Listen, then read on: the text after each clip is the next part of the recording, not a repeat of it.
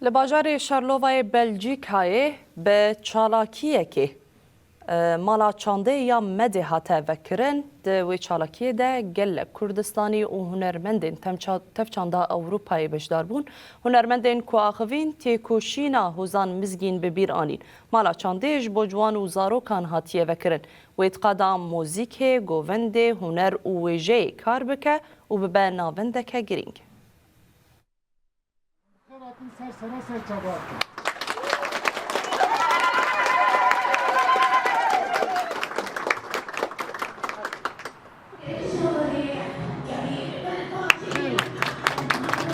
Mizgîn ne tenê tengê xwe nava şoreşa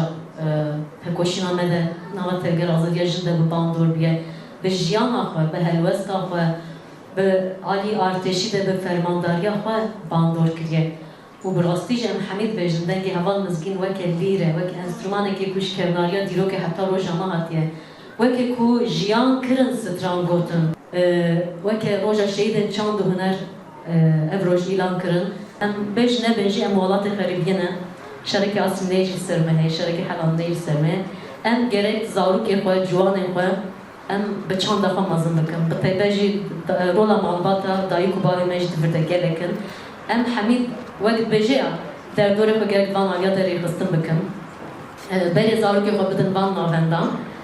و hemen hemen 3-4 milyon insanı men havederê Avrupayê ne. Ji ber vê jî heva bingehîn ev saziyê me tenê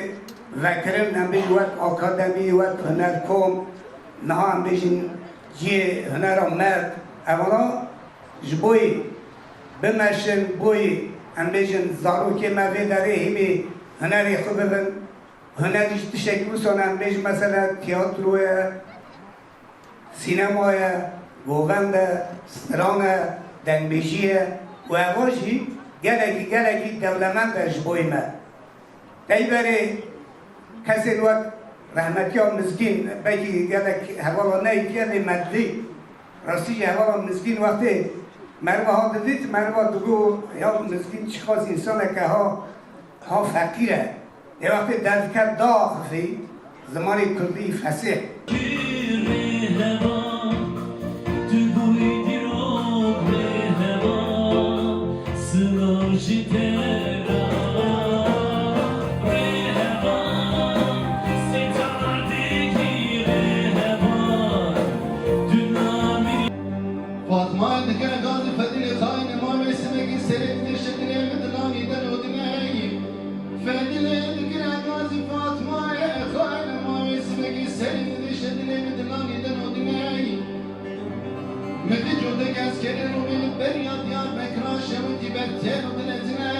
مثل كمال قلب رياض دار ديار بكرار رنگی